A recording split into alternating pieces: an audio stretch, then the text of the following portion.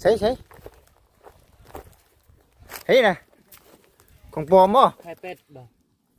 บ่ของแท้แล้ว ที่เบิ่งด้วยจับเบิ่งด้วยจับเบิ่งเดี๋ยว กล้าจับ บ่กล้าจับเบาดิเจ้าคือบ่กล้าจับ ยันถึงหุ่นครับ ไปดูก่อนไปได้ยันถึงคุณ บ่กล้าจับ ยันถึงของ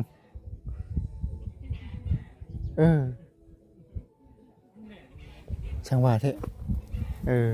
เนาะแต่ว่ามันมีความคืบว่ามันแปลกใช่ที่ จังเลยบ่เคยเห็นเนาะถึงมื้อนี้เห็น เอาบ่ใส่พ้นสบายดีก่อน เลยสบายดี สบายดีเอาพี่น้องเอ้ยทั้งมาอยู่ห่มนี่อยู่ห่มนี่ แม่นไข่อันน่ะไก่เนาะไข่ไก่พี่ช่างใหญ่เนาะไข่เป็ดเนาะ โอ้จังขนาดบ่ใส่พ้นบ่กล้าจับบ่จิตเองก็บ่กล้าจับคือกันแล้วก็เป็นอันนั้นเนาะ หนักบ่เจ้าเขียกินนี่ นัก มันมาฆ่ามาบ่บ่แม่น ก็มาข้าม ข้ามน้ำกินแล้วมา บ่กล้าจับไปขนาดบ่ใส่พ้นยังบ่กล้าจับ คันมาบ่กิน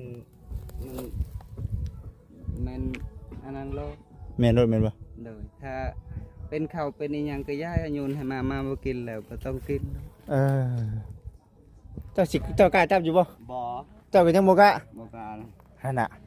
เจ้าเห็นอยู่บ่ เห็นอยู่ หาบ่จับมัน บ่ เจ้าเห็นแต่เห็นบ่ บ่เห็นเช้านี้ เจ้าคือบ่ถิ่มไปทางไมเนี่ยเคลียร์ ที่เราพอเกลียดทิพย์นะ เขา เขาเห็นเอาได้มีได้เขามาให้ใช้ ย่านบ่ ย่างเขาก็นี่เขาว่าพี่ปอบใส่หุ่นน่ะ แม่นบ่คุณ พี่ปอบใส่หุ่นตะกี้นี่เราก็เป็นช่องไหนนี่ฮะ แม่นบ่คำกินแม่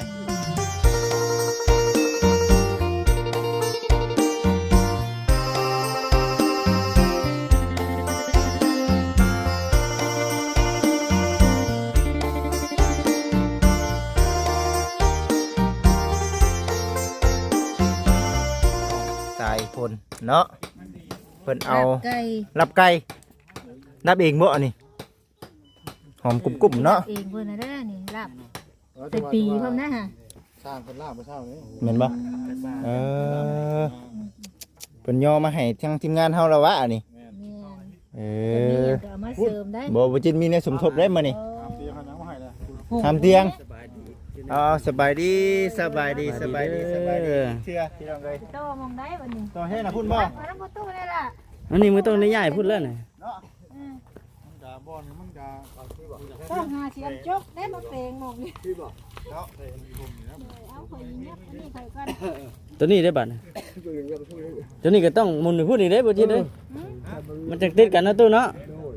ตู้สบายดีเด้อ สบายดีสบายดี มีข้าวเที่ยงน้ำกันมื้อนี้ โอเคพอกินอิ่มได้หรือเอ้ย นี่ กินแล้วมีแห้ง เอา พอกินแล้วอิ่มละ หากับข้าวกับน้ำมาให้กินอีกพี่น้องเอ้ยเนาะเราก็ได้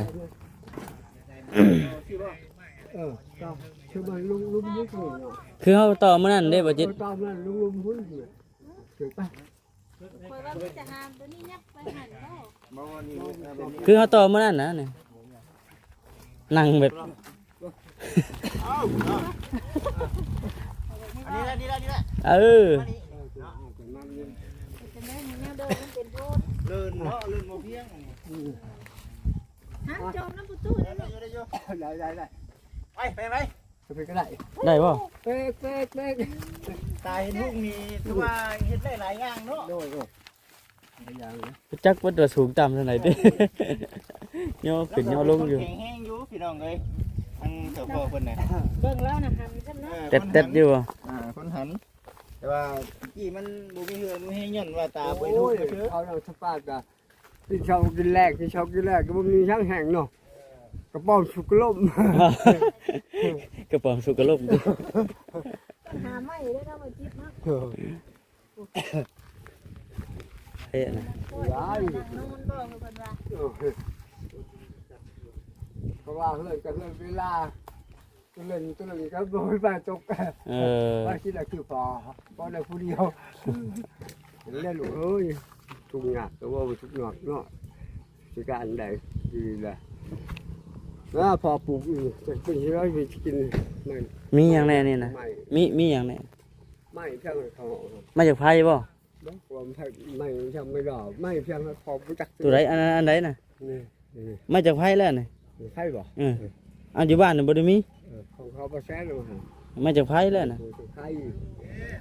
ที่ด้ามเฟซบุ๊ก ติดไผเนาะ ตาย มายังหลายอยู่นี่นะ ตุ บ่เบิดดอกเลย มา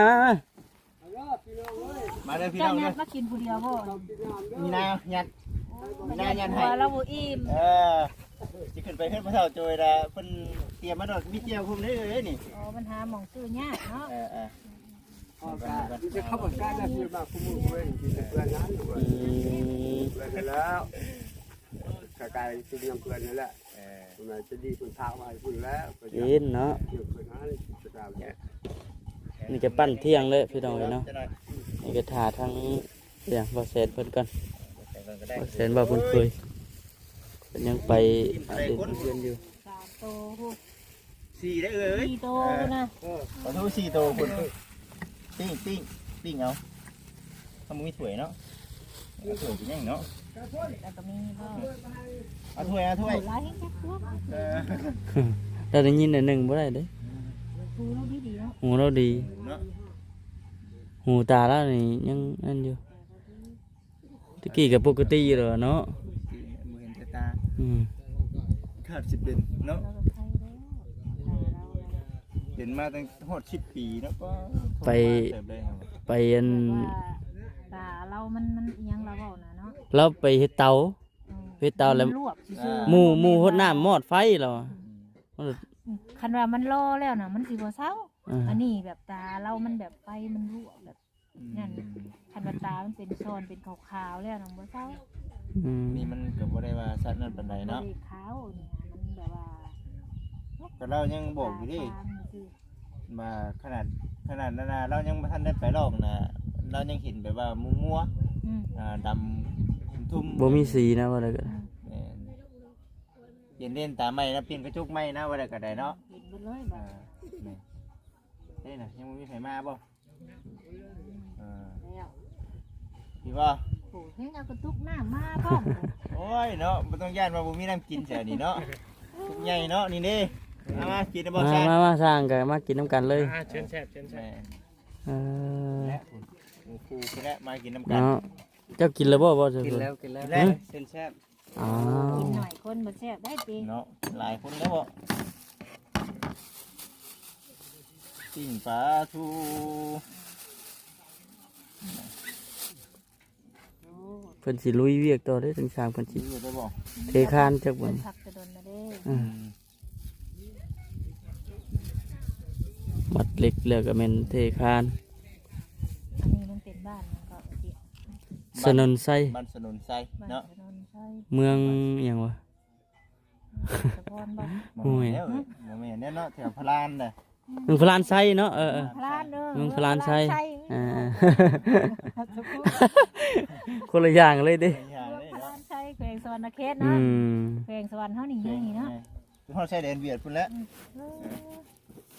บ่ได้ นี่เนาะนี่เนาะ กับข้าวเย็นเลยได้นี่ดิ ผ้าเข้านี่เนาะคักแท้นี่ เอาบุญเคยได้สามาแล้ว ใส่คลิปบ่ บ่นะล้างมือล้างเฮา นั่ ดิ งถ่าผ้าเข้าเบิดก่อนได้นี่เนาะ นั่งถ่าบ่คือย่างถ่าเด้จักหน่อยดิ มามาเด้อเนาะมา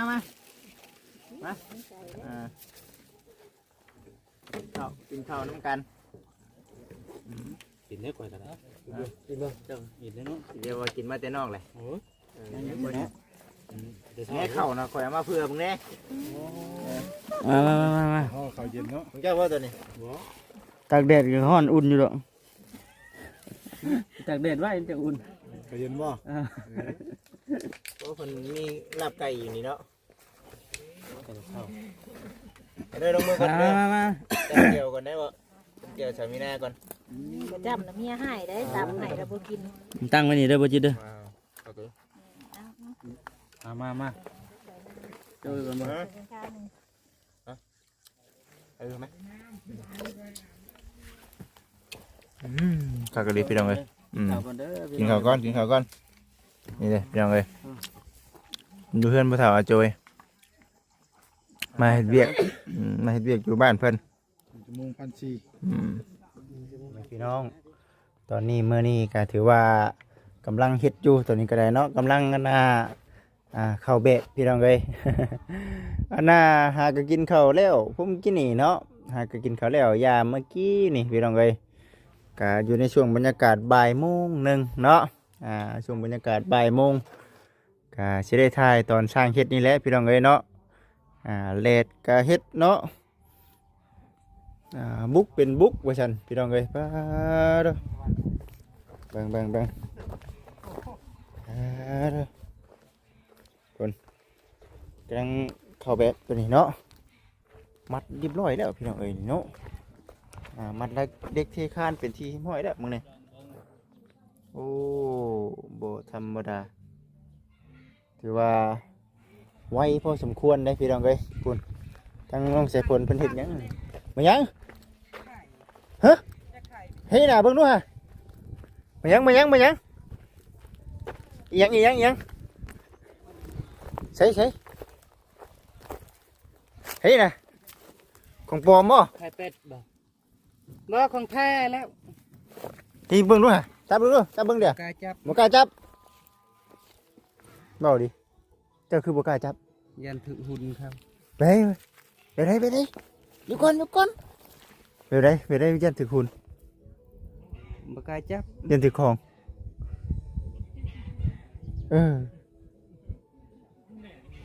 ช่างว่าเถอะเนาะแต่ว่ามันมีความคืบว่ามันแปลกแท้ที่ จังแล้วบ่เคยเห็นเนาะถึงมื้อนี้เห็น เอาบ่ใส่พ้นสบายดีก่อน เลยสบายดี สบายดีเอาพี่น้องเอ้ยทั้งมาอยู่ห่มนี่อยู่ห่มนี่ แม่นไข่อันน่ะไก่เนาะ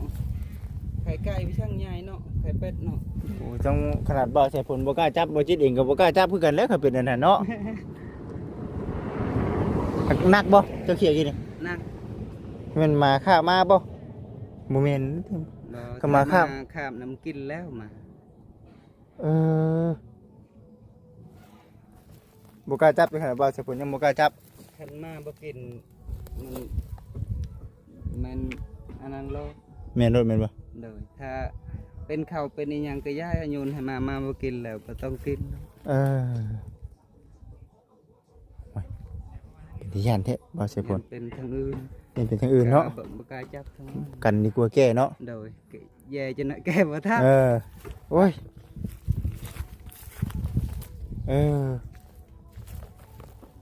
เนาะอย่าได้พี่เนาะเกิดมีความกลัวแล้วพี่น้องเอ้ยเนาะบ่หมู่บ้านนี่ก็คือดัง FC เคยหูมาแหละเนาะเฮามาอยู่พี่มาอยู่บ้านเพิ่นเมืองทาน แต่ขนาดคนบ้านเพิ่นนี่ก็ยังบ่กล้าจับได้บ่จิตเองก็คือกันแล้วพี่น้องเอ้ยเนาะยังบ่กล้าจับแล้วซั่นเนาะ เป็นไข่เนาะไข่ใหม่ๆได้พี่น้องเอ้ยเราย่านมันถือหุ่นเขา วันนี้ให้ว่ากักว่าใครพญานาค ไข่พญานาค พญานาคมันจะมีไข่ ช่างกล้าจับบ่ฮะ ฮะ เจ้ากล้าจับอยู่บ่ บ่ เจ้าก็ยังบ่กล้า บ่กล้า หั่นน่ะ จักไข่สั่ง จับประมาณบ่จะเคยพญานาค ขนาดช่างยังบ่กล้าจับโอ้ยเนาะนี่ว่าเฮ็ดให้ย่านไหนกูช่างเลยเนาะอยู่มีไก่ อยู่ก็มีไข่เนาะ ย่านไก่จับ แม่นบ่อะไร หลักสูตร ชูชี่สายพลชี่สาย ปอเปเด้เลยทางนี้ เอาเรือไม่ปุ๊บเนาะ มา เอามื้อนั้นติดตามมาให้เด้ บ่ ไอ้เกิดอุบัติเหตุ แม่นบ่ถึกอยู่บ่อันน่ะถึกเท่าไหร่ คืออยู่ 25,000 ปอ25,000ได้เท่าไหร่ก็ทางบ้านเฮานี่ ล้านสอง โอ้อันนี้ถึก5,000นึงอันนี้บ่ได้ชื่อหลายบัดผู้เขาตามเขาเจ้าห้ำไปได้ฮอด18ล้านว้าว ไก่ชิปอบ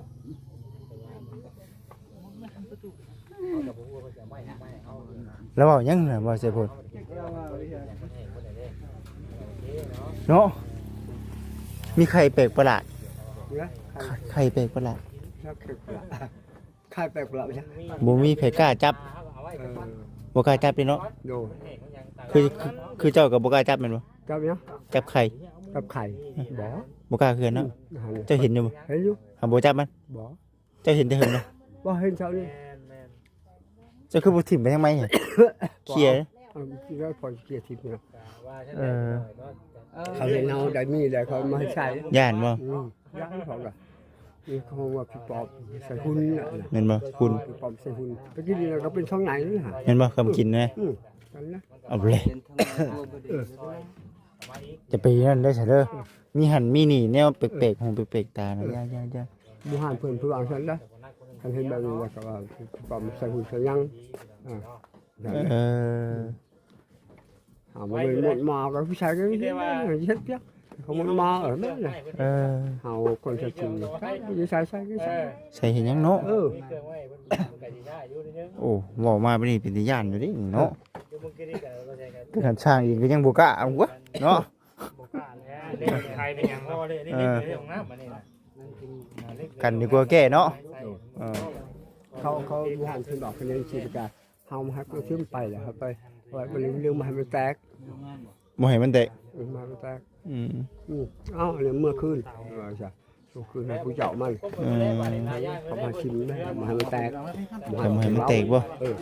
เล่าแบบนั้น โอ้ ก็ไม่เคยเห็นแต่ข่าวผมเล่าว่าให้ ได้ยินข่าวเพิ่นว่าแบบนี้รถดิ โดยแบบนั้น โอ้ยเนาะ พอไปเอาเรื่องเด้อไปเอาให้แม่นี่ใส่ไผ่มาเพ่นเอามันไข่ไก่เป็ด เออ จะได้อยากเป็นขายก็ไม่เป็นโซนตันโตเราไปเรามาอยู่ ไข่ไปสิทุเรียนติ โดย จ้าเอาเก็บกันไว้ดีกว่าเนาะบ่เฮ็ดมัน บ่ เฮ็ดมันตัวได้พี่น้องเอ้า FC คือว่าคือนั่นแท้บ่จิตเอ้ยว่าซั่นย่านแนวบ่ย่านแท้ว่าซั่นน่ะโอ้ยย่านก่อนเด้พี่น้องเอ้ยเนาะ ขอขยาย ย่านคือกันเออ เอารถไทย ขอเราเนี่ยตาบอลสิอยู่เลยจังมันยัง จึงว่าหยังดิจึงย้อนหยังดิ เอาเลยครับผมอยากจะได้คุณผู้หาหยกแล้วจะตายเลยอยาก ง่ายไปเลยเลย โอ้ยเอาพี่น้อง FC ซั่นเนาะถือว่า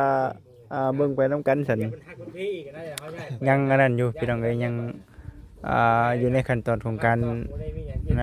สีเทคานอยู่ทางสร้างเพิ่นก็ได้อยู่ในขั้นตอนของการเข้าแบบเนาะเข้าแบบในการเทคานเดี๋ยวเบิ่งไปพี่น้องเอ้ยเนาะดูเอาคือสีนั่นได้จัน ใจห้างนี้เนาะ เล่เจ้าคือสิบ่เล่ดอกเจ้านะ โดย ผมตลอดเจ้านะ ผมได้ใส่ไป ผมเบิดมือเจ้าน่ะเนาะ แดดก็คือบอลคือบ่แดด บ่ได้หนาวแล้วว่าเดี๋ยวนี้ บ่เป็นน้ำแล้วผมอยู่ในตู้ก่อนว่าสิซื้อ ก่อนได้ซื้อเนาะ โดย ผมก็ก่อน หนาวสิเอาบ่อยู่บ่น้ำเป็นเดือนก็ โอ้ มี ยเนาะเปิดความลับออกมาแล้วบัดนี้เนาะเปิดเผยความลับออกมาแล้วบัดนี้บ่ได้อาบน้ำเป็นเดือนพี่น้องเอ้ยเนาะ คือก็ว่าเจ็ดวันอาบน้ำเสียเดียวมันบ่แม่นเป็นเดือนคือจะ เป็นเดือนได้เนาะโอ้ยเนาะเอา หมู่กูเว้นแล้วอาบ มันฮ้อนเนาะ โดย เอา FC ได้ประคองน้ำหมู่อำนาจคุยไฟใจเจ้าดุคุหมู่กูเว้น แม่นบ่ นำมาได้เจ้าบุ บัดนี้ยุ่ม น้ำเขาให้เว้นนี่แหละ ยุ่มเองบัดนี้เนาะ นี่ยุ่มเองเขาได้อ่อนเองพอแล้ว เนาะ ใส่แล้วเพิ่น เอาดีมุกดีใจนํเนาะ โดย รอเบิ่งเนาะรอสถานการณ์เบิ่งไปเฮารอก่อนเถอะเนาะพี่น้อง FC เอ้ยเนาะถือว่าสิประมาณนี้แหละเนาะสบายดีเจ้าคือเจ้านี่ทั้งคุมทั้งบดมือบดมื เอา อ อีกแล้วนี่ก็ให้คอยอยู่เลยอีกเด้ บดมือแล้วเจ้านี่เนาะเมื่อยบ่ช่างเมื่อยบ่ธรรมดาทีพอเจ้าเคยเห็นบ่สบายดีเอ้านอนแคบบ่ครับสบายดีเห็นไข่แปลกประหลาดน้องสายผลทั้งสร้างทั้งพระเฒ่าโจยบ่กล้าจับ เป็นยัง ยันติดของเขา อีใช้ นี่เนี่ยอยู่ตรงหน้าบ้านนั่นแหละบ่กล้ากินบ่กล้าจับแล้วว่าซั่น เป็นไปได้ ใครนี่เนาะ ยังอยู่ดีนี่ ยังอยู่โอ้มาเบิ่งเอามาเบิ่งมาเบิ่งเอ้ยมาพี่มาพี่มาเบิ่งข้างนี้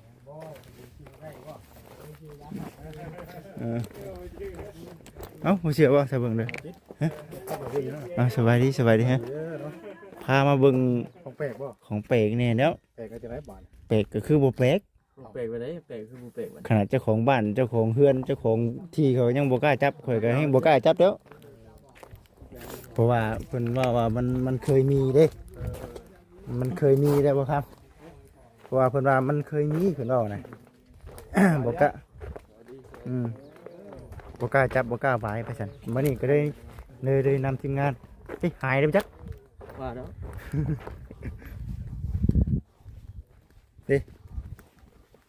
นะมาอยู่ต่อหน้าบ้านเนาะข้างในจะเคลียร์เหี้ยหากบ่มีใครกล้าจับเด้จะจับเด้อเอาจริงๆจะกล้าจับได้เฮาก็ได้ ใครนี่บ่ คำเพราะว่ามันเคยมีว่าเอาไปกินกับท่องไทยท่อง โอ้แม่นนะ อ่า ไข่ไก่ทั้งสิมาอยู่นี่เนาะ บ่กล้าคือกันเนาะ ตะเป็ดบ่ใช่นะ น่าจะเป็นไข่เป็ดเนี่ยให้น้องใจพลให้ช่างให้พระเจ้าโจยกับบ่กล้าว่าบ่เชื่อต้องไปถามมึงแล้วแม่บ่เชื่อมึงบ่ได้กล้าเอาเด้อเดี๋ยวสิว่าเอาใครซื้อกระยานบ่จิตช่างว่าแท้บ่ซั่นเด้อยู่มันเป็นตะย่านอยู่เด้พี่น้องเอ้ยเนาะเอาโอเคจ้ะพี่น้องเอ้ยเดี๋ยวนี้ก็มันเป็นความเชื่อของส่วนบุคคลเด้อพ่อแม่พี่น้อง FC เฮาก็คือว่าแน่แหละป้องกันไว้เนาะบ้านเพิ่นเมืองทานเฮาสิสะดวกสะดาดบ่ได้ตัวนี้เนาะเดี๋ยวแต่ทางบ้านเขาเจ้าพาเฮ็ดได้ก็เฮ็ดตามนั้นแล้วพี่น้องเอ้ยเนาะเอาโอเคพ่อแม่พี่น้อง FC สำหรับคลิปนี้ขอบคุณ FC หลายๆที่เข้ามาเบิ่งมาชมและก็ติดตามรับชมเนาะ